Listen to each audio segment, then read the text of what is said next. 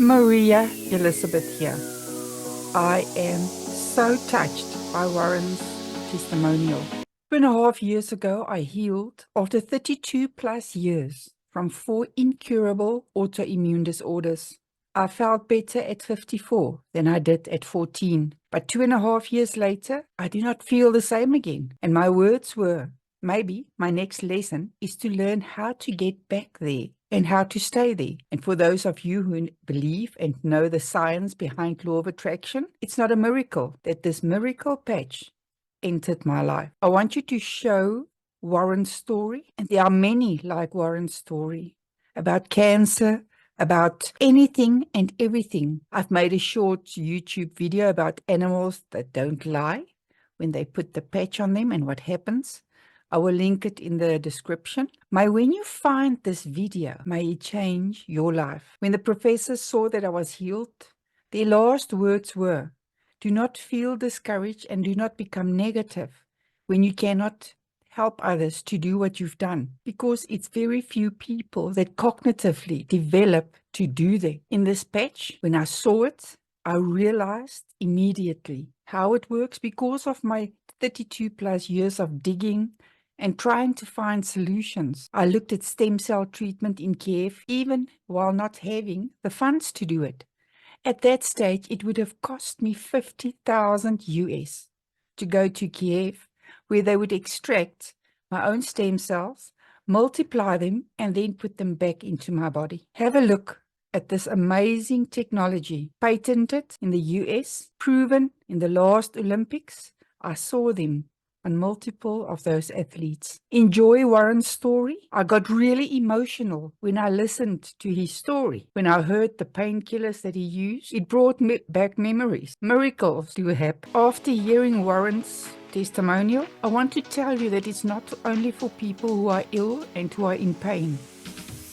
So I just thought I'd make a small video clip sharing my story from having the most idyllic, beautiful life to getting shot in a home invasion, and my utter 5 years and 24 days of hell, pain and discomfort, my subsequent attempt to get my life back onto track, and eventually my triumph, which came last week Saturday at a patch party in Bryanston. So I made a little collage and I'll post it on the group just to give you a picturesque of what my life was and what my life became. So for 20 years I was a rock climber, climbing absolutely everything in the Western Cape. Cape Town, Gordons Bay, Tulbach, Ceres, De Toys Kloof, Bunhoek, Jonkershoek, and many other places where there was good quality rock. And near the end of April 2019, I woke up on a Sunday morning and I had 3 invaders in my house and I got shot. The bullet entered my groin and came out just under my bum, severing my sciatic nerve. When I came out of theatre in the hospital, the doctor came to my bedside and he wanted to break the bad news to me, telling me that I wouldn't walk again without aids, and suggest that I get myself a wheelchair, a wheelie walker, and some walking sticks, as well as getting something made for my left leg for stability, an artificial foot orthotic. And it absolutely broke me. The joy of surviving was crushed, knowing that I would never ever climb a rock face again, and I would probably never ever even enjoy a hike in a mountain. And he explained to me that with the damage to the sciatic nerve, which was totally severed, that I was partially paralyzed from the exit wound down to the knee, and I was totally paralyzed from the knee down to the left foot. The condition is called plantar fasciitis, and in layman's terms, it's drop foot. And any attempt that I made to walk without the aforementioned aids, I would simply trip over my toe and fall flat on my face.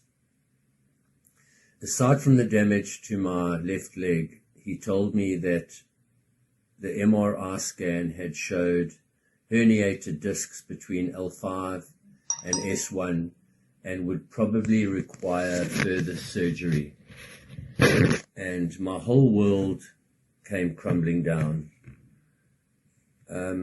Within a week of leaving hospital, I had to pack up my life in Cape Town and relocate to my mom in Johannesburg, where I could get 24 hours attention. I lost my life, I lost my income, I lost my business, and I lost my house. And life was hell. The pain in my leg was absolutely indescribable and was off the charts. I had this burning sensation, something like 1,000 shock volts in my foot, 24 hours a day. It was like pins and needles on a level that I can't describe. And it felt like the feeling of numbness, and it was terrible. And I lay in bed for 15 months. I was bedridden. The only movement I made was from my bedroom to my mum's lounge, where we had prepared myself a bed on the floor. I couldn't even sit on a chair because of my spinal injury, and I couldn't even lie comfortably in front of the TV set because of my left leg pain. The condition is called phantom pain, and on a subsequent visit to the neuro, she explained to me that all amputees have this problem where they complain about a pain in a limb that's been detached or lost years ago, days ago, months ago. And the worst news was to come when she said there is no medical cure. And that practically finished any hope I have or had of having a normal life again. The pain after 10 months had not subsided. It was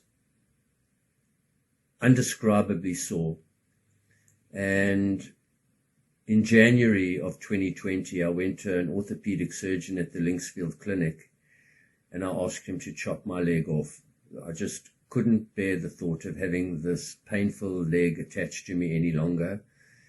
And he confirmed what the neuro had said, and said that even if he chops the leg off, I'll still be bothered and plagued with pain in my foot, although it was amputated. And again, he said there's no real medical cure. By this time, I was about 10 or 12 months into the post-shooting, and the list of drugs that I was on to try and give me some kind of comfort was vast. It was pethidine, fentanyl, morphine, DF118, Lyrica, Targinact, Tramadol, Cataflam, Ocoxia, Trepoline, and more. I was on about 20 pills a day, and I was spending close to 9,000 Rand a month at the pharmacy, racking up bills left, right, and center. I had been to a doctor at Sunninghill Hospital to get spinal blocks to try and mitigate this pain that was in my spinal area, and absolutely nothing worked. There was just absolutely no relief whatsoever. And when I left the doctor with my mom after one of the spinal blocks, so I think it was after Dr. Preddy told me that there was no hope of chopping my leg off and that would bring about relief, I convinced my mom that we should go to Zurich to a clinic called Dignitas to do an assisted suicide. I just couldn't go on any longer. and the fact that I needed another 2 operations as well to fuse my spinal column. I needed a foraminotomy, a partial discectomy, and a laminectomy, which are procedures to excavate the spine, and it's very, very complicated stuff. I needed about R500,000 for the spinal ops, and there was absolutely no hope for me, and I convinced my mother that an assisted suicide would be, for me, the best thing. And she agreed to it.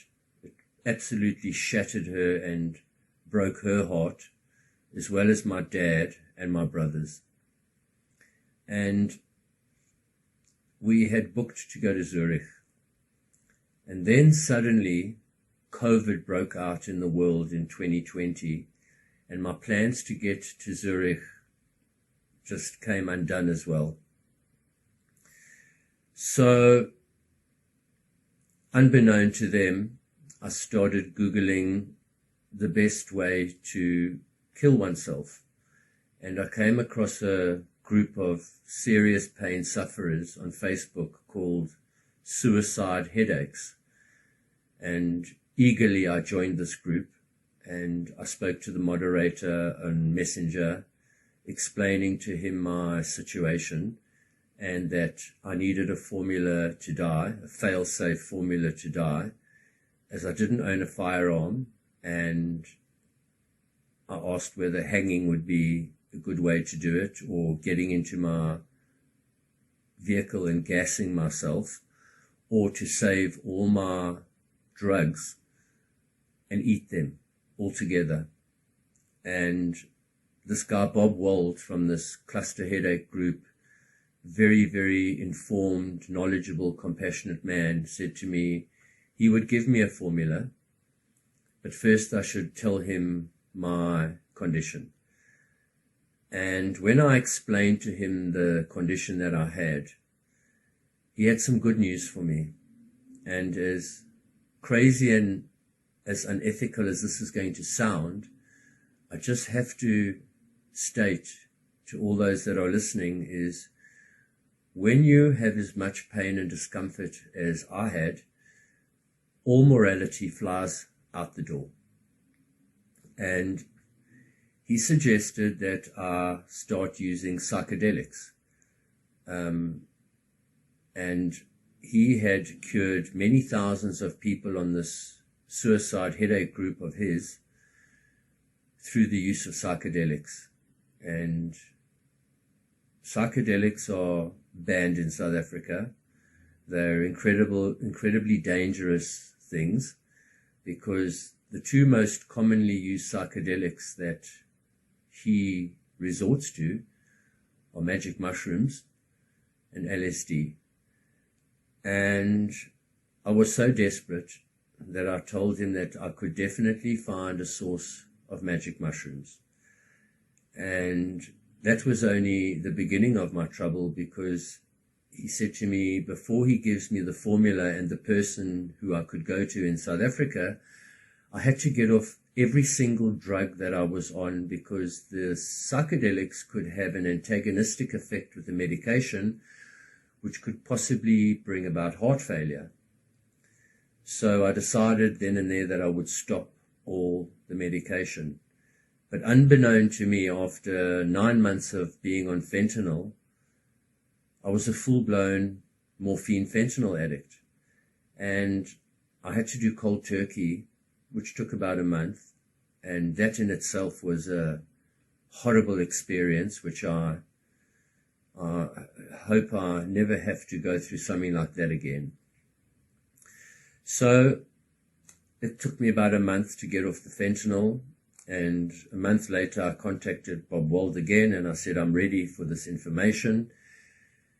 And he gave me the name of a person who operates in Clarence, and I got into touch with him, and off I went to Clarence one weekend, and I took a dose of magic mushrooms. And the relief was immediate. Within an hour, my pain began to subside. And it was there that I took my first steps on my feet in 15 months. It was total joy.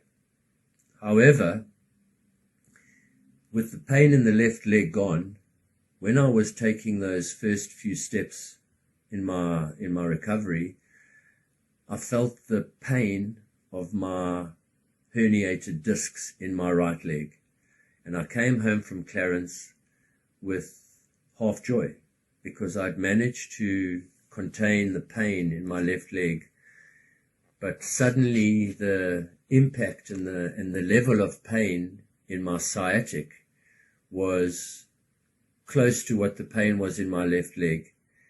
And I realized then that I would be in for surgery, which fortunately for my elder brother, who was the CEO of a private investment bank, I managed to scrape the money together, and I went and had an operation in the Charlotte Makeke General Hospital in Johannesburg.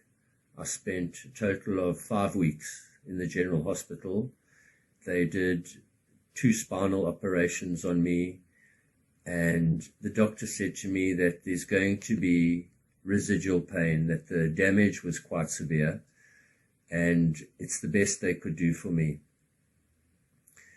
And that was major because it gave me some sense of normality back in my life. I had mobility and I was able to walk, and I no longer needed the wheelchair, but I still needed my wheelie walker and I needed to get walking sticks.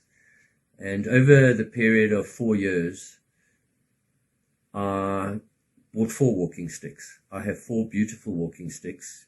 One's made from Mboya, one's made from yellow wood, and they're wonderful pieces of woodwork, but I was desperate to walk hands-free. I couldn't stand walking with a walking stick. And aside from walking with a walking stick, I could never stand upright because I had incredible pain in my sacrum, and I couldn't walk at any speed. It was incredibly slow and hunched over. I could not sit on a chair for more than 20 minutes before I would have to start moving from my left butt cheek to my right butt cheek to my left butt cheek to the right butt cheek, and trying to maneuver my back around to alleviate the spasm that I had in my right bum. The proverbial pain in the arse is what I was living. In the mornings, when I woke up in the morning, I would have to do half an hour of remedial yoga on my back before I could get into the shower or get on with my day. And I had no sleep for 5 years, but for 4 years post-op. I would collapse in bed at 7 or 8 o'clock at night in sheer exhaustion from going about my daily chores. I would wake up at about 11 o'clock and start to toss and turn in the bed. And every time I rolled from the left side to the right side, I would absolutely scream with pain. And I had no comfort whatsoever. We have a licensed cannabis facility in Zimbabwe, which involves an incredible amount of driving. It takes 2 days from my house in Emerentia to get to my farm in Zimbabwe. By the time I arrived in Zimbabwe, I would be practically knackered for a few days. I wouldn't be able to do any work at all. And by the time I got back to South Africa a month later, which is where we did our shopping because there's nothing in Zimbabwe to buy, it would take another 3 days to be able to get my shopping done. And life was just utter hell. There was no respite from this dull, niggling pain in my bum. And there was no rest at night because I used to toss and turn. And it started to wear me down. In the beginning, it was the novelty of having my hands free was incredible, but 4 years afterwards, the novelty had worn off and I was depressed and sad and gutted again. I would like to just add right now that the pain that I experienced when I got shot was on another level.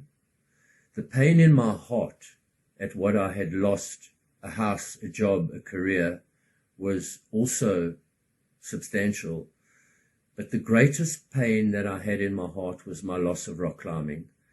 I used to dream about it at night and wake up in the morning and cry when I realized it was a dream.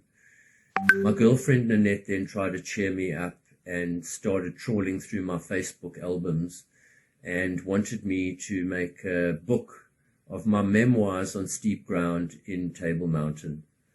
And it was actually too painful for me to do. I couldn't look at the pictures without crying. And kind enough she has downloaded all the pictures. She was doing anything and everything to cheer me up. But to be honest, nothing could cheer me up. The loss of my rock climbing was the greatest loss in my life. I had also been working on a project documenting wild orchids on Table Mountain. It had taken me about 15 years. I had thousands and thousands of images. I had beautiful cameras. I had lost them all. And I was about to go to print at Strake. And that was also a great loss. But nothing could match the loss of rock climbing. And the dreams I had about it would just torment me. About 3 months ago, I was having a bad run with my back again. And I woke up at about 3 a.m. and I got onto my phone and I started to Google how to make a hangman's knot or a hangman's noose, as I had a rather large sturdy tree in my garden and I was planning to hang myself off it. I could not go on another day. And she obviously had a stern chat with me. It broke her as well when she saw what I was Googling.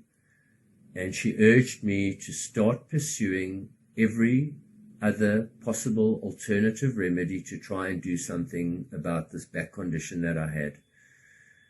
And I was speaking to a friend of mine, Claire Tucker, who had signed on with LifeWave about 8 months ago. And she said to me that I absolutely have to try this patch that she's on. And it's been absolutely wonderful for her. She has got no niggles. Her skin wrinkles are clearing up and she's brighter and she's got a lot of energy. And I thought, stem cells, sure, I will look into it. And I started Googling these stem cells and the therapies and how it works, etc. And I didn't react on it immediately. About a month later, I was at a business meeting at a shopping center, and the guy I was talking to said to me, "You look absolutely worn, you've lost weight, what's going on?" And I said, "I'm coming to the end of my tether, my pain is off the charts, and I actually don't know what to do anymore." And he put me in touch with the lady, Inga. No, not Inga, Ingi. And I had a chat with her on the phone and she mentioned these patches. And I asked her, "What's the name of this patch?" And she said, X39, and a light went on. Ding! It's the second time I'd heard about these patches in about 4 months. And I came home and I contacted Claire again and I said, "Are you on X39? And she said, "Yes, she is on X39. And I said, "You need to put me in touch with the person where I can get hold of these things." And that's where Chris comes in. I contacted Chris and I told him my story and he invited me to a patch party, which took place last week, Saturday. And we got up early in the morning and we were on our way to the patch party and I thought it was starting at 9:30 in the morning and I contacted Jan and I said, "What time does this start?" And she said 10:30. So we stopped at Woolworths to get a croissant and a cup of coffee. And I remember it taking me from the exit of Woolworths to where my car was parked about 20 meters away. I had to stop 3 times and rest on my walking stick. The pain was so severe. Needless to say, we arrived on time at the patch party, and I walked in there and I looked at the chairs and I thought, oh my goodness, how am I going to sit on this chair for an hour? I can't sit still for an hour. This presentation, it's going to take an hour. And Jan or Sandy, can't remember who, put a patch on my back. And I went and sat in the front row in the corner with my girlfriend next to me. And the presentation began, and it went on. And at about the half an hour mark, I realized to myself that I wasn't fidgeting in my chair. At about the 45-minute mark, I started to move my back around to see if I could feel any niggle or pain. And Nanette said to me, do I need a cushion to bolster my back? Am I in pain? And I said, I don't think I have pain. And I'm going to be very curious to see how I'm going to get out of this chair after this lecture. That's going to be an indication, because getting in and out of the car was an absolute nightmare. So much so that when we would arrive home in the afternoons, if I got out the car to open the gate, I didn't have the energy to get back in the car, to sit in the seat, to drive 50 meters down the driveway, to get back out the car again. Getting in and out of the car, getting on and off a chair, on and off the toilet, in and out of bed, putting socks on, tying my shoelaces was just too much. It was just too painful to perform these simple functions. At the end of the lecture, Nanette stood up and stood in front of me, wanting to pull me out of the chair. And I said, no, I would like to do this without help. And I stood out of the chair without any help. In fact, I can say with genuine honesty that within 45 minutes, this patch had taken my pain from 100% to about 20%. And I decided I was going to take a walk around Jan's garden without my walking stick to see how that would turn out. And I ended up walking around and around Jan's garden. I found some lovely orchids in the far corner and some tillandsias growing on the tree, and I could just appreciate walking without my walking stick, which I almost forgot at the house. I was in almost complete ease. So, of course, then and there, I called Chris over and I said to him, sign me up and take my money. This is nothing short of remarkable. And Chris signed us up, and I said to him, the only problem I have right now is that I don't have patches to see me from this one that I'm wearing to the ones that arrive in the post a few days later. So, of course, Chris, being the giant that he is, he went into his briefcase and he pulled out an envelope of X39, and he gifted me with about 6 or 7 patches, which absolutely made my day. And over and above that, he gave me some ice waves, another set of patches, and he said, take these as well and use them, because when your patches arrive, you will not have any days off them between now and then. And grateful I was. And my girlfriend's sister, Nanette's sister, is a serious migraine headache sufferer. She has the worst migraines. They make her puke. She can't fulfill her job properly. The debilitating migraine headaches on a level that's also indescribable. And Nanette said to me, let's take these pain pills to her sister, who lives in Pretoria. Now, ordinarily, I would have said, there is no ways I'm getting in a car, driving an hour to Pretoria, to get out the car, to go into your sister's house, to sit down on a chair, to get out of the chair, back into the car and sit down, drive an hour back to Johannesburg and get out the car again. It's not going to happen. That's my usual answer to should we go to Pretoria. And with absolute enthusiasm, I said, yes, let's do that. Now, usually I won't sit in the car. I will put the backrest down and I will slouch in the car. And I managed to sit upright in the car all the way to Pretoria and get in and out the car and in and out the house and back in and out the car and back to Johannesburg. And it was the most release and relief I'd had in 1,860 days plus 24 days of May. And on the way home, I said to Nanette, I'd like to assess myself in the morning, and if it's like this, I'd like to go rock climbing. And I've never seen the elation on my girlfriend's face other than the day I asked her to go steady with me. So Sunday morning came. I'd had a sleep right through the night. I went to bed at 8 or 9 o'clock. And I had slept right through the night, which was the first time that's happened to me in 5 years and 27 days. And we woke up in the morning and she looked at me and she said, what do you want to do today? And I said, I want to go rock climbing. Take me to the climbing gym. I want to go rock climbing.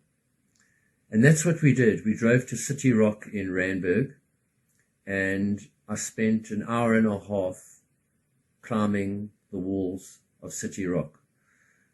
And when I got lowered off from the first climb, I actually burst out crying. I knew that I had found a solution to my problem by using a patch for 24 hours or for 12 hours of the 24 hours. The pain in my back was 95% gone.